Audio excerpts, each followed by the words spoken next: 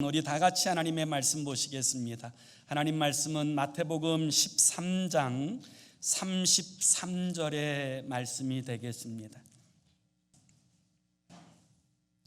마태복음 13장 33절 우리 한 절만.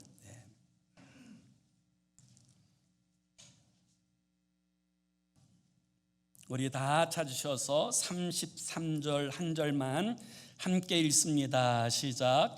또 비유로 말씀하시되 천국은 마치 여자가 가루 서말 속에 갖다 넣어 전부 부풀게 한 누룩과 같으니라. 아멘. 우리가 하나님 나라에 대해서 함께 주의 말씀을 묵상하고 있는데요, 마태복음 13장에는 하나님의 나라에 대한 7가지의 비유가 등장합니다. 그 가운데 오늘 우리가 읽은 이 누룩의 비유는 4번째 하나님 나라의 비유, 이렇게 이야기할 수 있겠습니다.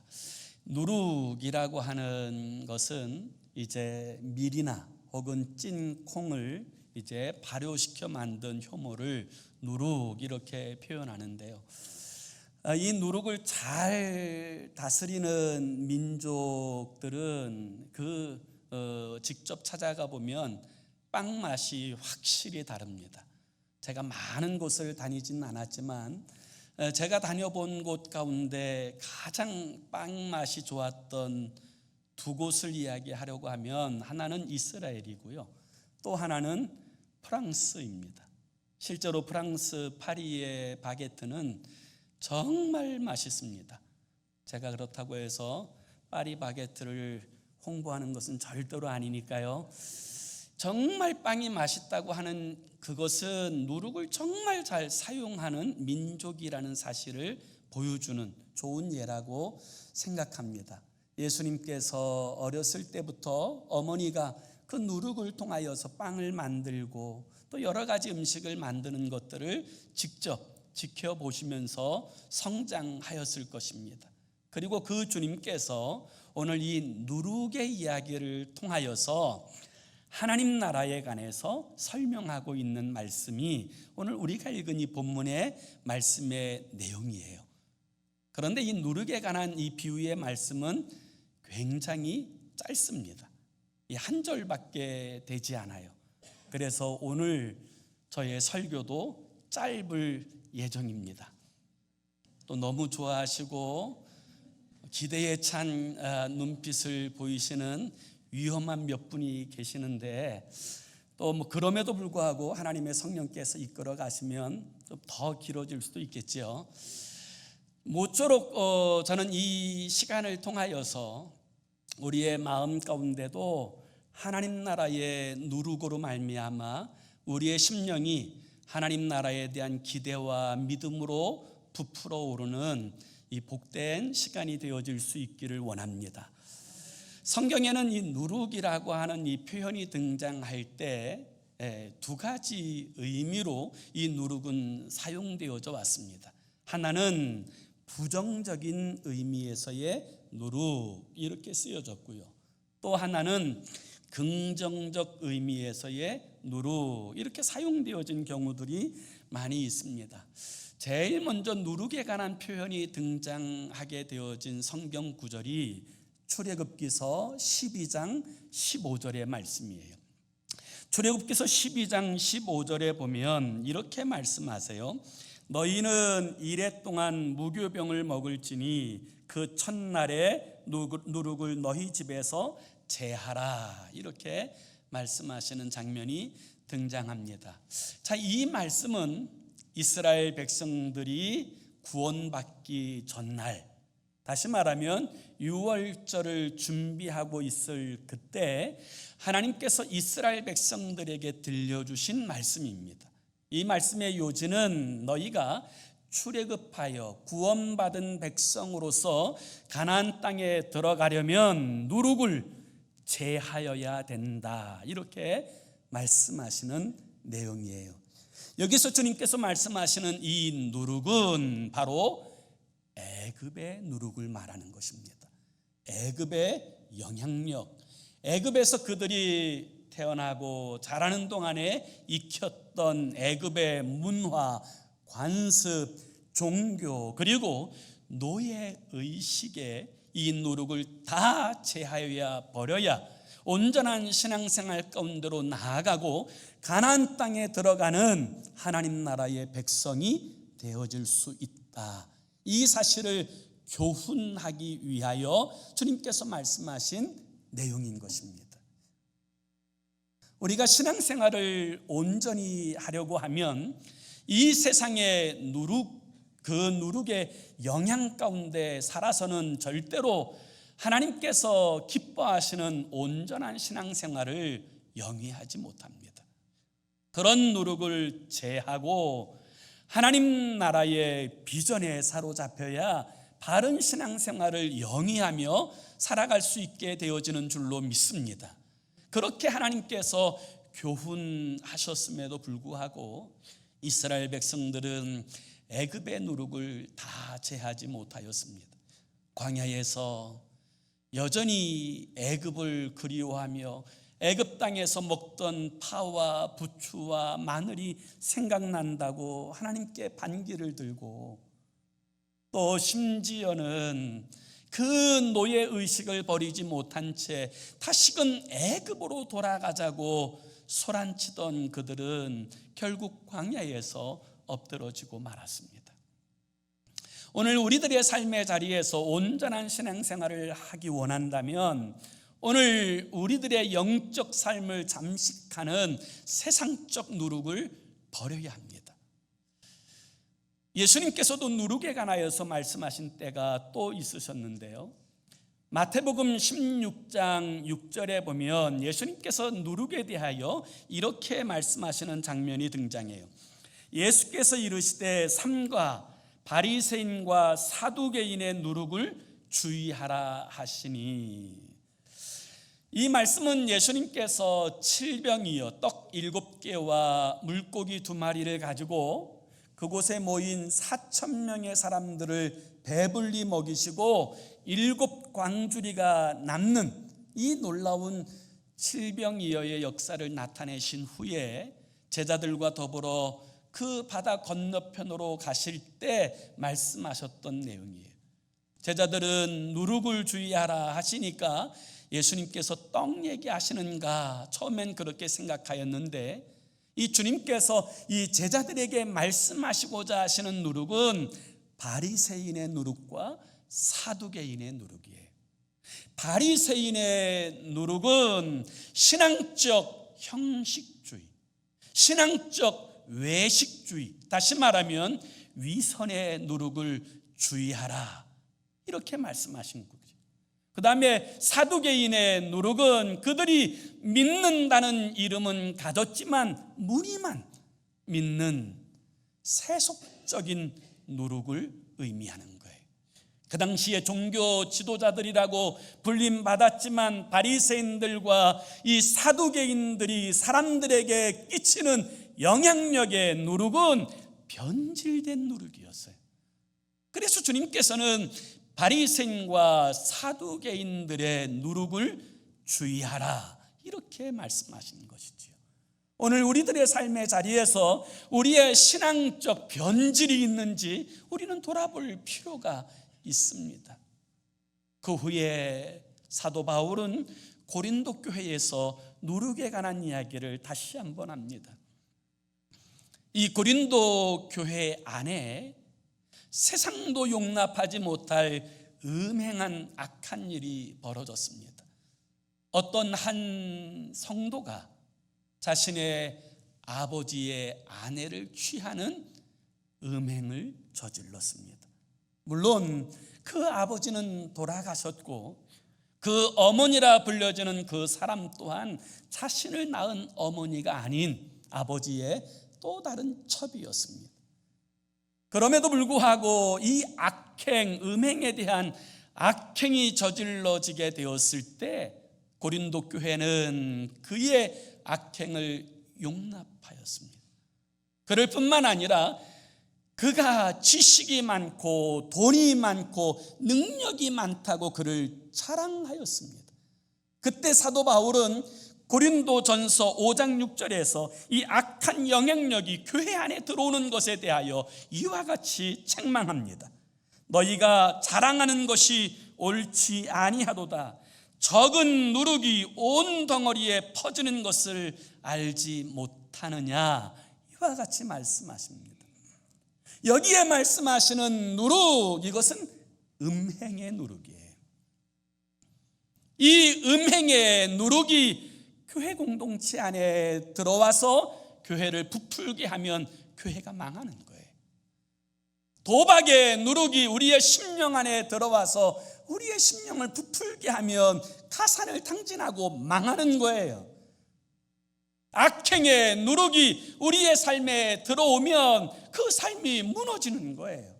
죄의 누룩이 우리의 가정에 들어오면 가정이 파산되고 고통을 겪게 되어지는 거예요. 고기잡이 배든 군함이든 그 암초에 부딪히면 깨지는 것처럼 죄의 누룩이 들어오면 그 영혼이, 그 가정이, 그 삶이 무너지고 깨지는 결과를 가져오는 거예요. 그래서 성경은 누룩에 대하여 말씀하실 때 이 누룩은 영향력을 말씀하시는 것인데, 이 영향력에 있어서 악한 영향력 아래 살지 않도록 주의하라라는 사실을 말씀하실 때마다 누룩을 통하여 말씀하셨어요. 그리고 누룩의 긍정적인 면을 말씀하시는 것, 이것이 오늘 우리가 읽은 이 본문의 말씀의 내용이에요. 하나님 나라의 복음의 누룩, 그 복음의 누룩이 우리 가운데 들어오게 될 때, 그때부터 이 복음이 우리의 심령 가운데 변화를 일으키고 새로운 역사를 나타내는 거예요. 이 복음의 누룩, 이것이 바로 오늘 주님께서 하나님 나라를 설명하시고자 하시는 이 누룩의 이야기라는 사실을 우리는 알 수가 있어요. 그래서 오늘 우리는 이 본문의 말씀을 통하여 이 누룩의 비유를 통하여 들려주신 하나님의 나라에 대해서 함께 배울 수 있기를 원합니다. 누룩의 비유를 통하여 들려주신 하나님의 나라, 그 첫 번째는 하나님 나라의 복음 누룩은 한 사람의 인격을 반드시 변화시킨다는 거예요. 가루 서말 속에 누룩이 들어가자 가루 전체를 부풀리게 하고 완전한 변화를 가져왔던 것처럼, 진정한 복음이 우리 가운데 들어오게 되면 반드시 그 인생과 삶이 변화되어진다는 거예요. 누룩이 들어오면 그때부터 그 누룩이 닿은 곳마다 변화가 일어나는 것처럼, 진정으로 그리스도 예수의 복음이 우리 안에 들어오면 우리의 삶은 반드시 변화되어진다는 거예요. 이게 복음의 누룩이에요. 돈밖에 모르던, 그리고 사람들에게 매국노라고 불려졌던 삭개오는 주님을 만나게 되자 그렇게 추구하고 원하고 그것만을 바라보고 달려왔던 이 삭개오가, 주님 보십시오, 내 재산의 절반을 가난한 사람들에게 나눠주고 내가 여짓고 토색한 것에 대하여 각 사람에게 4배나 더하여 갚겠습니다. 정말 주님을 만나고 나자 그의 영적인 혁명이 일어나요. 완전히 달라지는, 본질적으로 변화되는 역사가 일어나게 되는 거예요. 남편이 5이나 있었고 지금 사는 남편도 동거하는 사람에 불과한 이 수가성의 여인이 주님을 만나게 되어지자 그는 완전히 변화되어 전도자가 됩니다. 그 전에는 사람들의 시선이 너무너무 불편하고 따갑고 힘들어서 땡볕에만 물을 기르러 왔던 이 여인이 예수님을 만나고 복음을 경험하고 난 후에 그는 사마리아 성중에 들어가 각 집의 문들을 두드리며 예수 그리스도를 전하는 전도자가 되는 거예요. 예수 믿는 사람들을 죽이고 교회를 회파하는 일에 열정을 가졌던 바울이 부활하신 주님을 만나고 이 복음을 알게 되었을 때 그는 자신의 인생 전체를 통틀어서 자신을 위하여 이 땅에 오셔서 십자가 지시고 죽으신, 그리고 부활하신 예수 그리스도를 증거하는 일에 자신의 모든 생애를 헌신하게 되어지는 거예요. 누구든지 복음의 누룩이 닿은 사람들마다, 복음의 누룩으로 오신 예수 그리스도를 진정으로 영접한 자마다 그 삶의 그 인격의 변화가 반드시 일어나게 되어지는 줄로 믿습니다. 그것이 하나님의 나라라는, 거기서부터 하나님의 나라는 시작되고 확장되어져 간다는 거예요. 겨자씨 비유가 하나님 나라의 외형적 성장을 이야기하는 남성적 비유였다면, 이 누룩의 비유는 내면적 변화를 나타내는 여성적 비유라고 표현하기도 하는데요.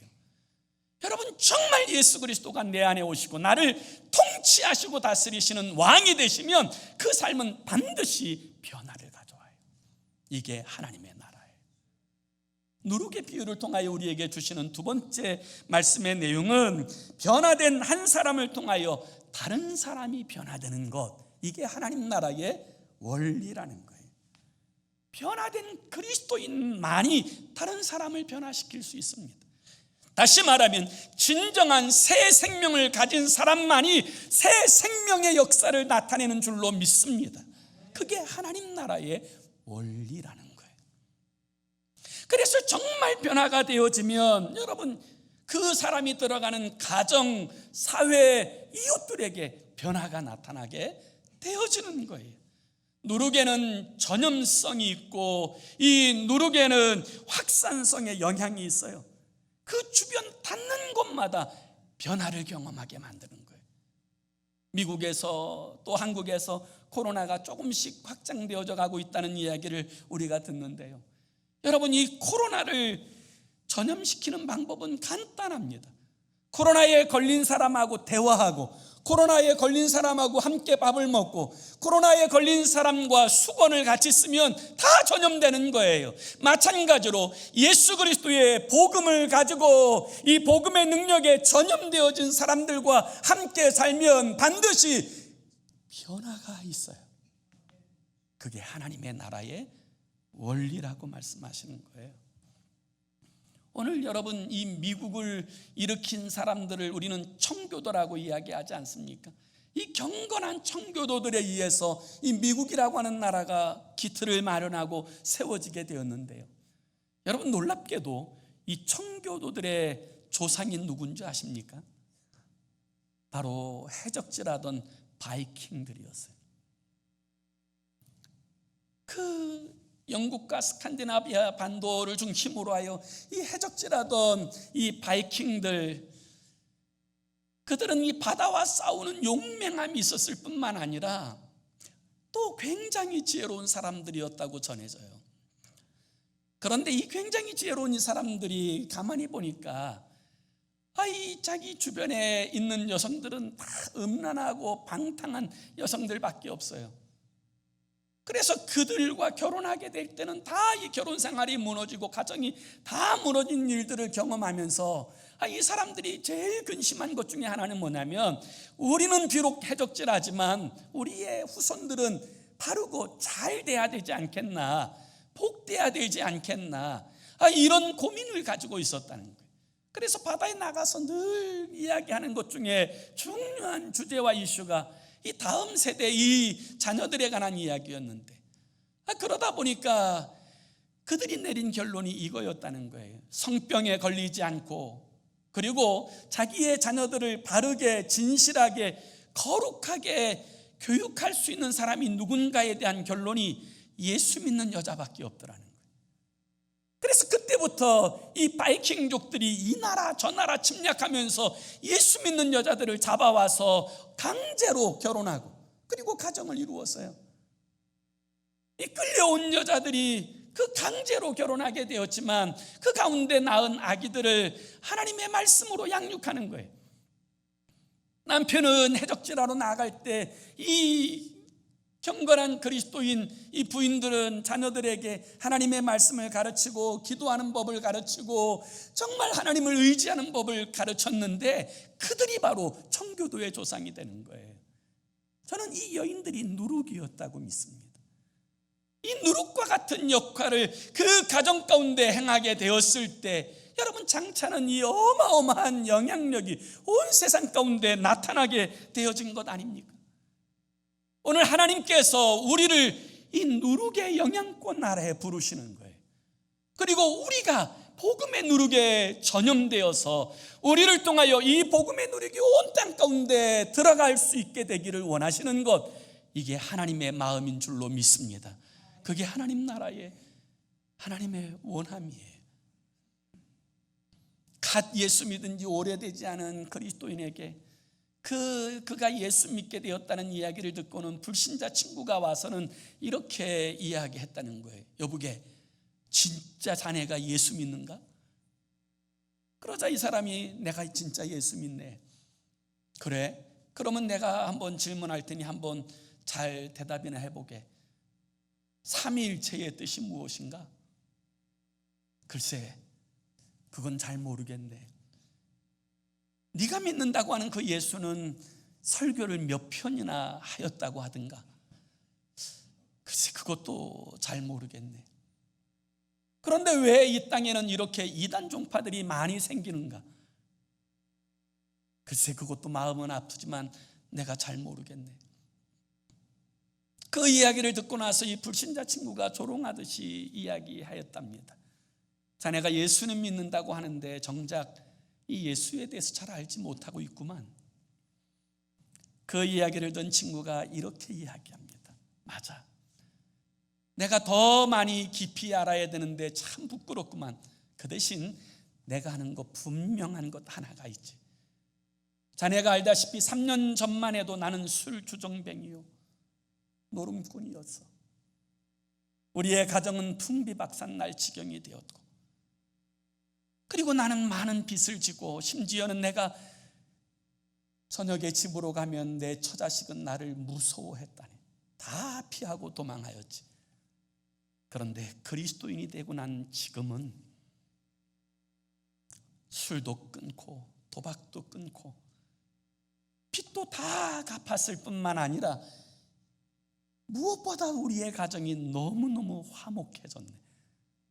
우리 아이들은 내가 저녁에 퇴근해 오는 것을 목 빠지게 기다리고 있다니, 이것이 주님께서 내게 주신 선물이야. 내가 여전히 죄인이라는 사실과 그럼에도 불구하고 하나님께서 나를 가장 사랑하신다는 이 사실만큼은 내가 분명히 알고 있다네. 이렇게 대답하였다고 합니다. 이게 누룩의 변화예요. 정말 예수 그리스도께서 나의 주 되시고 나를 이끌어 가시는 인생이 되어질 때 일어나게 되어지는 이 변화는 나에게서 머물지 않고 반드시 나를 통하여 내 사랑하는 가족과 이웃들 가운데 나타나지고 전염되어지는 줄로 믿습니다. 그것이 하나님 나라의 원리라는 거예요. 그래서 여러분, 역사적으로 볼 때에도 하나님 나라의 복음이 들어갈 때마다 그곳에 변화가 있는 거예요.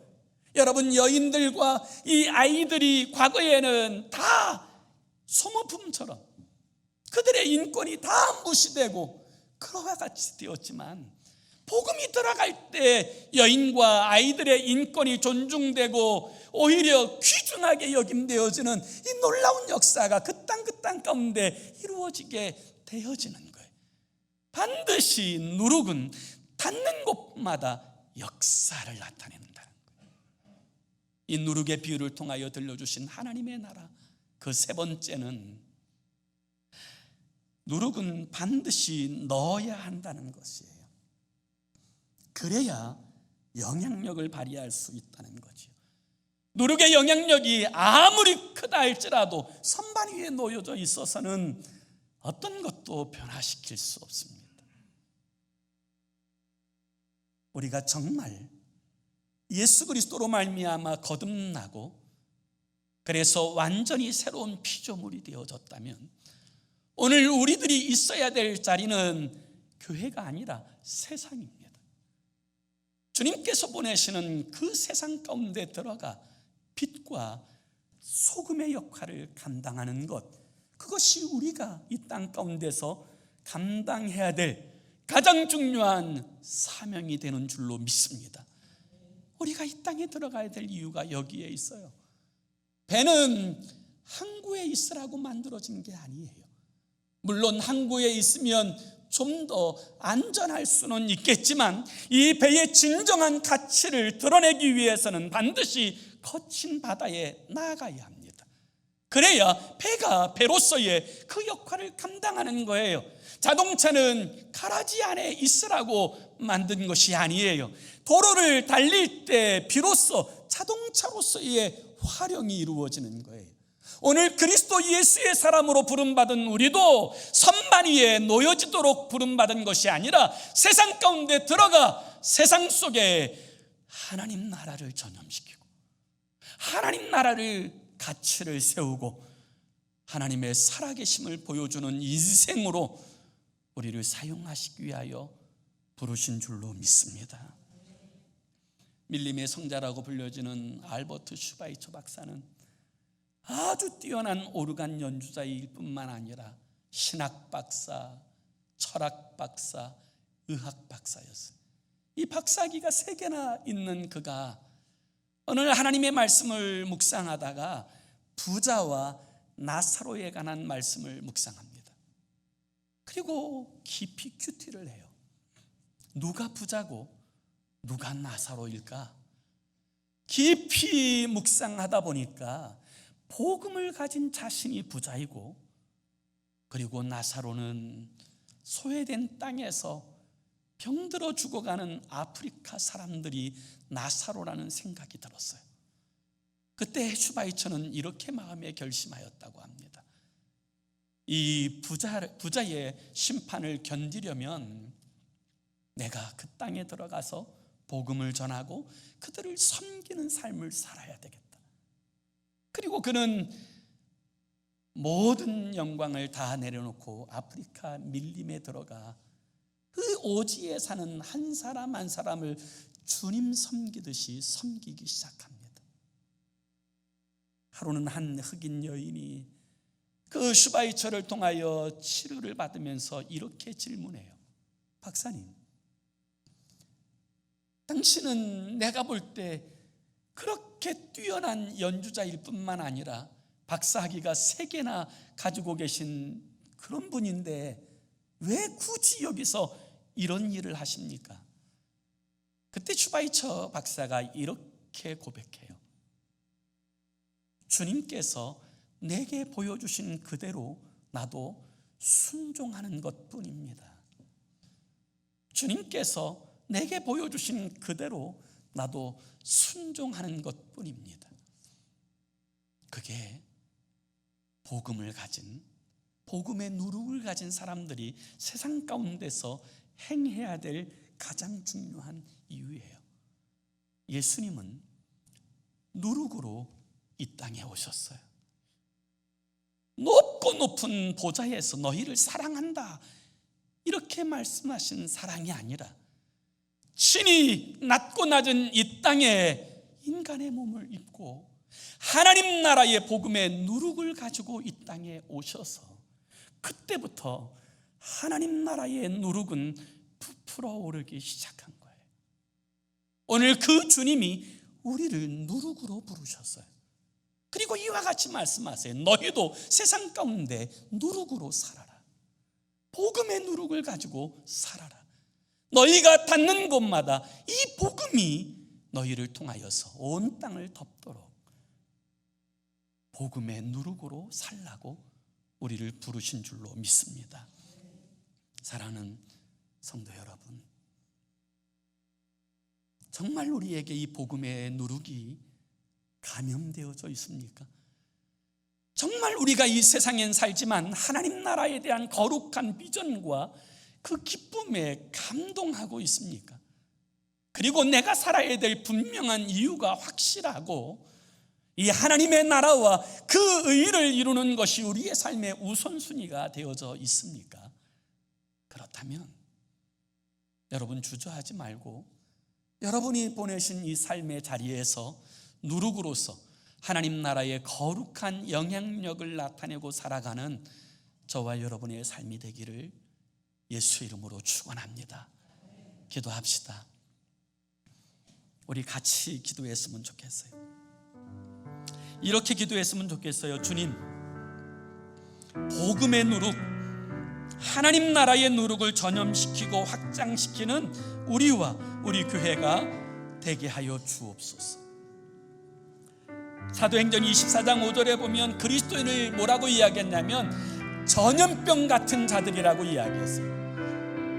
예수 믿는 사람들이 들어가는 곳마다 예수의 전염병이 확장되는 것을 보았거든요. 그래서 그리스도인들을 전염병 같은 사람들, 오늘 진짜 우리가 이 전염병 같은 사람입니까?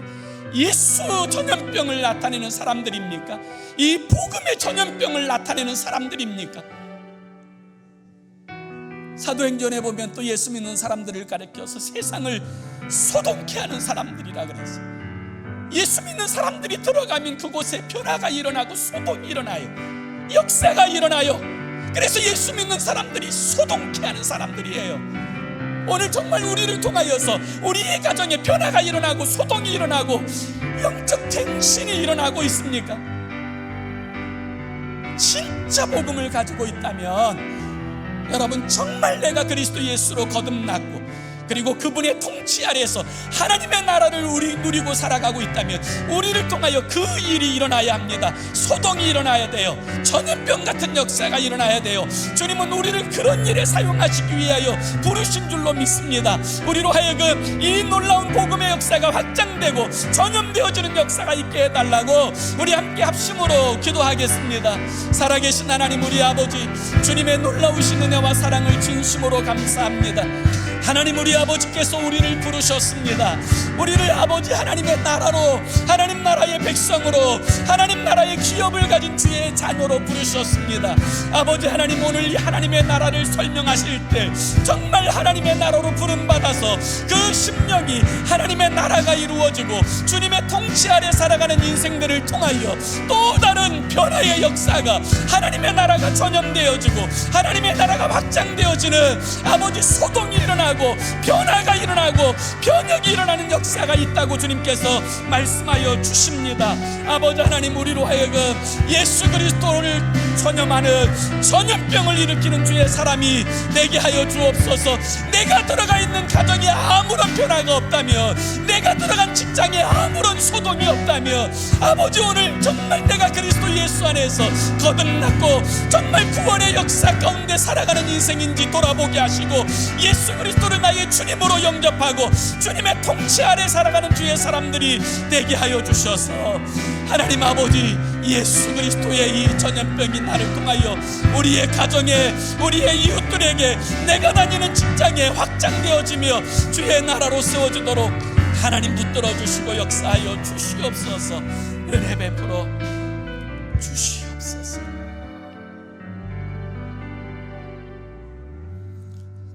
너희는 바리새인들과 사두개인의 누룩에 주의하라. 오늘 어쩌면 우리는 바리새인의 누룩에 전염되어 있는지도 모릅니다. 예수 믿는다고 하는 형식, 외식은 가지고 있지만 내 심령에 진정한 생명의 역사가 일어나지 않는다면 우리는 어쩌면 이 바리새인의 누룩에 전염되었을지도 모르겠습니다. 너희는 사두개인의 누룩을 주의하라. 예수 믿는다고 교회는 출입하지만 그러나 세속적인 삶만 살고 있다면 우리는 이미 사두개인의 누룩에 전염된 사람일지도 모릅니다. 오늘 주님께서 말씀하신 하나님 나라, 이 하나님의 나라는 하나님 나라의 복음의 누룩에 전염된 그 사람들로부터 시작되어지는 나라입니다. 그들을 통하여서 하나님 나라의 누룩이 가정에, 그 하나님의 나라의 누룩이 우리의 직장에, 우리의 이웃들 가운데 확장되어지고 전염시키게 되어지는 줄로 믿습니다. 우리로 하여금 예수 전염병을 온 세상 가운데 돌게 하는 주의 사람이 되게 하여 주옵소서.